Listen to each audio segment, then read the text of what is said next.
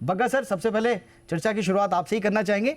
बहुत सारे स्पेसिफिक सवाल है सर जो हमको लोग पूछ रहे हैं, लेकिन पहले थोड़ा सा कल से लेकर अब तक जो कुछ आपने एनालाइज किया उसको जरा सम अप कर दें सर, आपकी प्रतिक्रिया।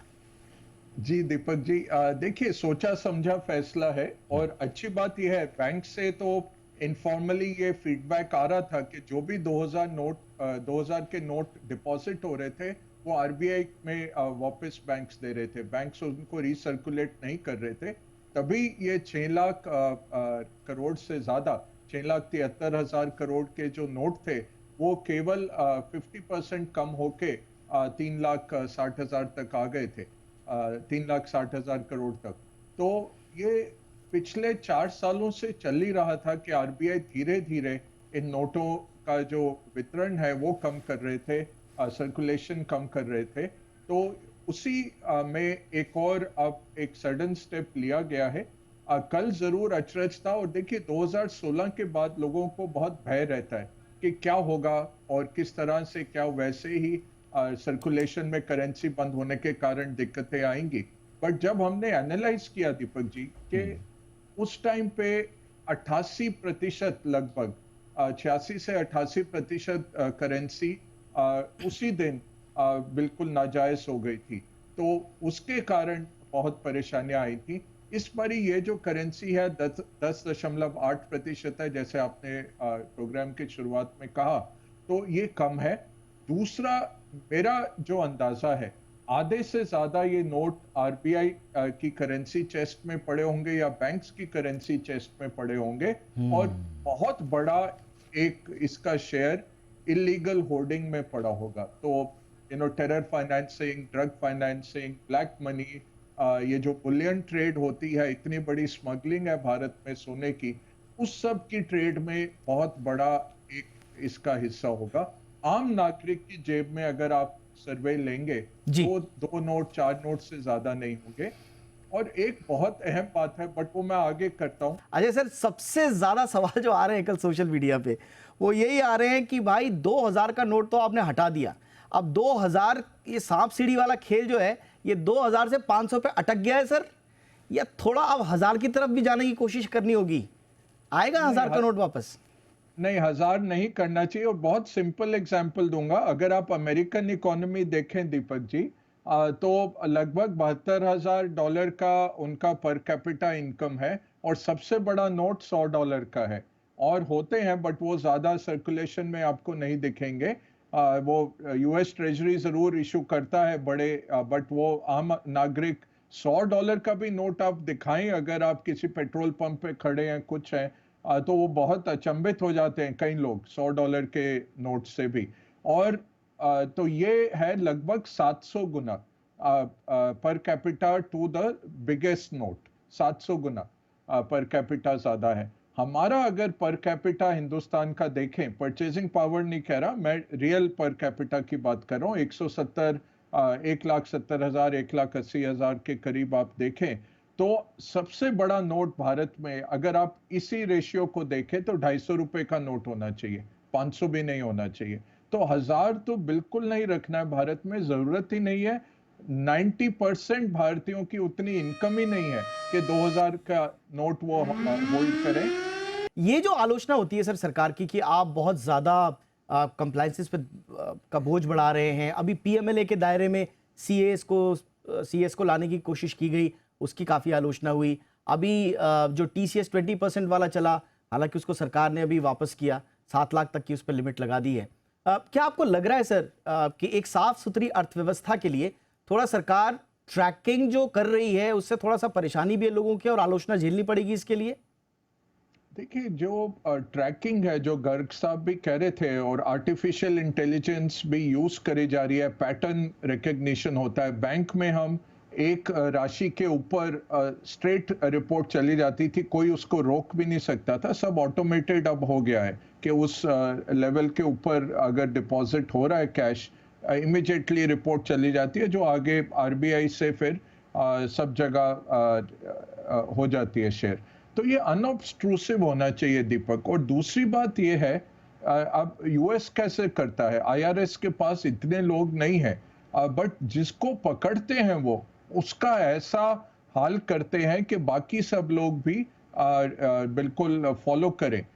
तो वो सब ऑर्डर में आ जाते हैं, डिसिप्लिन में आ जाते हैं। हमारे यहाँ कहा है कि बड़े लोग तो छूट जाते हैं और जो आम नागरिक को परेशानी होती है वो टाइट रूल्स करने से हो जाती है। यूएस में या डेवलप्ड कंट्रीज में ज़्यादा सेल्फ कंप्लायंस पे है नज़र। दूसरा ये है कि रूल्स बनाए गए हैं, जो गर्ग साहब ने रूल्स बनाए वहां भी बहुत सख्त रूल्स हैं और जिसको पकड़ा जाता है वो छूट नहीं सकते, कितने भी बड़े हों वो। तो प्रेसिडेंट भी हो तब भी आपके ऊपर अगर होगी कार्रवाई तो पूरा आपको देना पड़ेगा, खामियाजा उसका भुगतना पड़ेगा। तो बिल्कुल। ये चेंज हमारे लिए जरूरी है। मगर सर, हमारे दर्शक, क्योंकि स्वाभाविक रूप से मार्केट चैनल है, मार्केट को लेकर भी सर समझना चाह रहे हैं, क्या असर होगा सर इस फैसले का, मार्केट पर किस तरह से रिएक्शंस आएंगे? नहीं, कोई मार्केट पे कोई असर नहीं होना चाहिए। एक है कि प्रेसिडेंट है 2016 का, लोगों ने सीख लिया है तो लोगों को बहुत अब इसका अंदाजा है कि किस तरह से ये होता है। दूसरा बात यह है कि बहुत छोटा इम्पैक्ट है क्योंकि आम नागरिकों के पास ये नहीं है। बिजनेसेस ऑपरेट नहीं करते कैश में। 280 लाख करोड़ का जीडीपी की आप बात कर रहे हैं, उस पे 3 लाख करोड़ के नोट्स 4 महीने में एक्सचेंज करने हैं या उसका डिपॉजिट करना है। तो ये डायमेंशन करके अगर आप देखें इस इशू को तो बहुत छोटी इशू है। ये कोई उस तरह का बात नहीं है। तो 34 लाख करोड़ का जो आपका कैश इन सर्कुलेशन है, पब्लिक के पास कैश है 34 लाख करोड़ रुपयों का, उसमें से 3 लाख करोड़, 3,62,000 करोड़ का आपको एक्सचेंज करना है 4 महीने में। इससे इकोनॉमी पे कोई फ्रिक्शन या कोई असर आते हमें नहीं दिखता और मार्केट भी इसको मैच्योरली लेगा। बैंक्स के लिए अच्छा है दीपक जी, क्योंकि पैसा लौट के आएगा बैंक्स में। तो ये पैसा जो कैश में पड़ा है अगर बैंक डिपॉजिट्स में परिवर्तित होता है या और कई फॉर्मल चैनल्स में आता है तो आपका इकोनॉमिक मल्टीप्लायर लगता है। उल्टा ये पैसा इकोनॉमी के लिए अच्छा है। बैंक्स जिनको डिपॉजिट्स की किल्लत थी, अगर इसमें से 1 लाख करोड़ भी बैंक डिपॉजिट्स में आ जाता है तो बहुत बड़ा एक बैंक्स को लाभ हो सकता है। बग्गा सर, मेरा एक सवाल था आपसे, मैं समझना चाहता हूँ कि इसके पीछे की क्या मंशा हो सकती है। अगर सारे नोट बदलने ही हैं, सिस्टम से हटाने ही हैं, तो फिर 20,000 की लिमिट रखने का क्या मतलब है? सारे नोट लीजिए और बदल दीजिए। आप सारे फॉर्मेलिटी भरवा ही रहे हैं, सब कुछ करवा ही रहे हैं, ट्रैकिंग, आपकी ट्रैकिंग भी हो जाएगी, फिर ये 20,000 की लिमिट का मतलब क्या वजह हो सकती है लिमिट करना? ये बहुत अच्छा सवाल है। ये गर्ग साहब से ही पूछना पड़ेगा कि इनके आर्टिफिशियल इंटेलिजेंस सिस्टम में कुछ है क्या, क्योंकि ये समझ नहीं आया। और जहां तक मुझे समझ आया है कि अकाउंट में तो आप सारा पैसा डाल सकते हैं। अगर आपके पास एक्सप्लेनेशन है तो आपको 1 लाख भी डालना है, 2 लाख भी डालना है, आप अकाउंट में तो डाल सकते हैं। बिजनेसेस को तो डालना ही पड़ेगा। अब कंस्ट्रक्शन में है, जो एग्रीकल्चर में है, जो फर्टिलाइजर बेचता है किसानों को, अब उधर से आप एकदम से देखेंगे 2,000 रुपए के नोट आने लग जाएंगे। क्रेडिट सोसाइटीज में, कोऑपरेटिव बैंक्स में एकदम से आप देखेंगे किसान आके भर रहे होंगे। तो ये 20,000 शायद ट्रैकिंग मैकेनिज्म हो, बट ये गर्ग साहब भी बता सकते हैं, पर्दे के पीछे इनको पता है कि क्या चलता है। क्या आपको लगता है कि जो करेंसी सर्कुलेशन है, उसमें एक प्रॉपर बैलेंस है, वो हेल्दी बैलेंस में है? क्योंकि कहा ये भी जा रहा था, शक ये भी जाहिर किया जा रहा था कि आप, हालांकि ये सिर्फ 10% के आसपास ही था 2000 का जो लेटेस्ट जो आंकड़ा आया था, लेकिन क्या बाकी करेंसीज ठीक ठाक है सर्कुलेशन में, उनकी छपाई या उस पर कोई अलग अतिरिक्त प्रेशर तो नहीं आएगा? नहीं, कोई प्रेशर नहीं है क्योंकि इतने साल आप छाप सके ना नोट, तो ये सब सोच के ही आरबीआई ने, और 2016 का, इसलिए मैंने कहा आपके पास 2016 का एक्सपीरियंस था पूरा। और दीपक देखें तो 17 लाख करोड़ थी करेंसी इन सर्कुलेशन 2016 नवंबर में जब नोटबंदी हुई। अब 34 लाख करोड़ है। तो 17 लाख करोड़ से 34 हो गई। ये इतना करेंसी इन सर्कुलेशन जो बढ़ा है, ये थोड़ा बहुत एक सरप्राइजिंग जरूर मूव रहा है, क्योंकि डिजिटलाइजेशन ये सब होते होते ये कम होना चाहिए था। पर दूसरी तरफ आप देखें तो लगभग 1,95,000 करोड़, 1.195 लाख करोड़ का जो इकोनॉमी था, वो आज के दिन में 278 लाख करोड़ का इकोनॉमी हो गया है। तो ये जो करेंसी इन सर्कुलेशन है वो डबल हो गई पिछले 6-7 सालों में। ये थोड़ा सरप्राइजिंग जरूर रहा। इसके कुछ और कारण है, आउट ऑफ सिलेबस है इस प्रोग्राम के लिए, वो पूरा इकोनॉमिक्स 1-on-1 करना पड़ेगा। बट ओवरऑल देखें तो 15 लाख करोड़ 17 लाख में से गए थे 2016 में, अब 34 में से 3 लाख आप निकाल रहे हैं, तो 31 लाख करोड़ तो लोगों के पास पड़े हुए हैं। साथ में आपका डिजिटलाइजेशन हो गया। आपको अगर कोई गोलगप्पे वाले को भी पैसे देने हैं, 50 रुपए देने हैं, तो आप यूपीआई से दे रहे हैं। हर जगह लोग क्यूआर कोड लगा के बैठे हुए हैं। तो इसमें कुछ ऐसा आम नागरिक के लिए परेशानी नहीं आने वाली। जो परेशानी आएगी, थोड़ा बहुत आप देखेंगे पॉलिटिक्स भी चलेगा।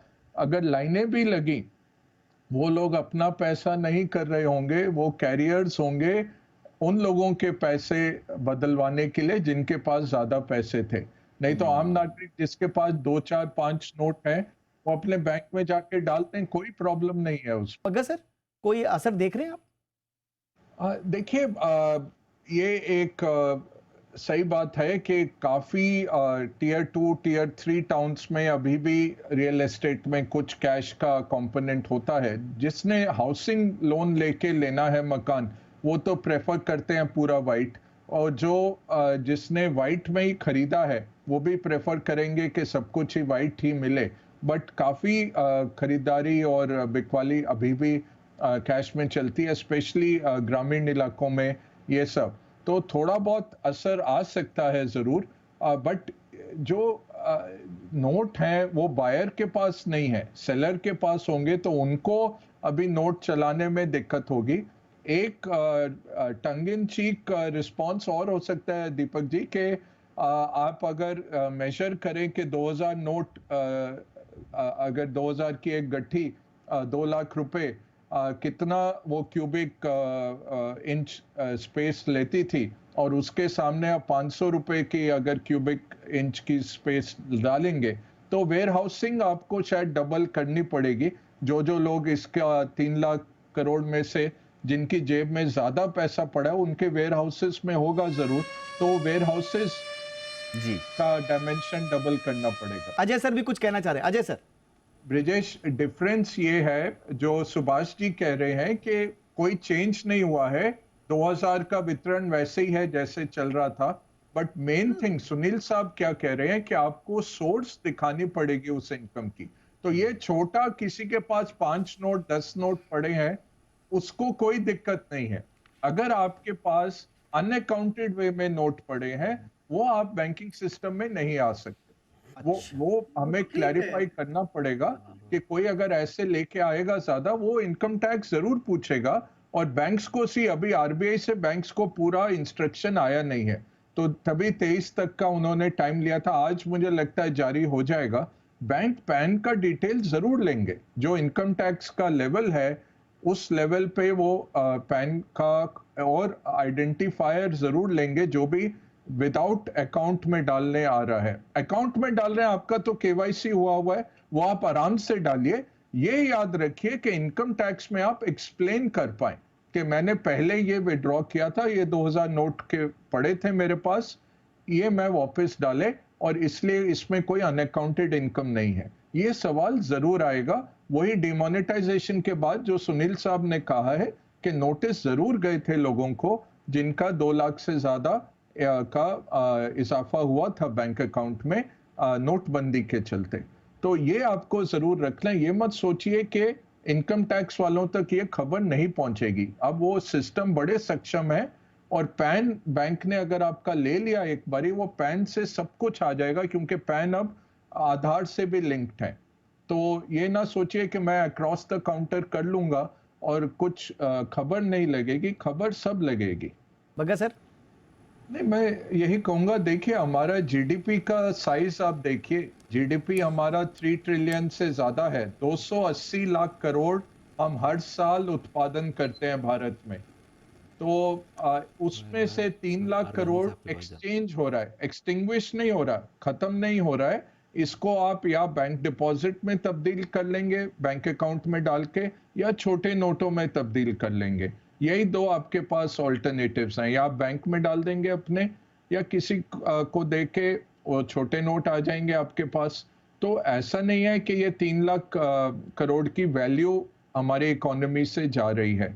तो इसमें कुछ ज़्यादा असर नहीं होने वाला। रुपी डॉलर जो मूवमेंट है या रुपी की बाकी चीज़ों के साथ है, वो अन्य फैक्टर्स जो हैं वो अन्य फैक्टर्स ही चलेंगे। इस कारणवश कुछ इम्पैक्ट नहीं होने वाला। ये बात ज़रूर है कि जिस तरह से हमारा यूपीआई सक्षम हुआ है, ये डिजिटल इकोनॉमी जो बढ़ी है, जो सुभाष जी ने, मुझे याद है जब ये सेक्रेटरी होते थे भारत सरकार के, मिला हुआ हूँ इनसे, इन जैसे लोगों ने ये स्टार्ट करवाई थी और ये बहुत सक्षम हो गया है। आरबीआई को बिल्कुल सराहना करनी चाहिए। अब बात निकल रही है, ऑलरेडी ये मिडिल ईस्ट में यूज हो रहा है हमारा यूपीआई, कल जापान में यूपीआई यूज होने की बात हुई। तो मुझे तो लगता है कि फ्लोज रुपए में जारी रहने का और इससे गुंजाइश बढ़ती है, और हमारा जो डिजिटल इंफ्रास्ट्रक्चर बन गया है, उसको हम स्विफ्ट वगैरह के सामने इसको पेश कर सकते हैं दुनिया में। तो इससे स्ट्रेंथ ही होगा हमारे लिए। बट ओवरऑल इस पर्टिकुलर मेजर से रुपए पे कोई असर नहीं होने वाला।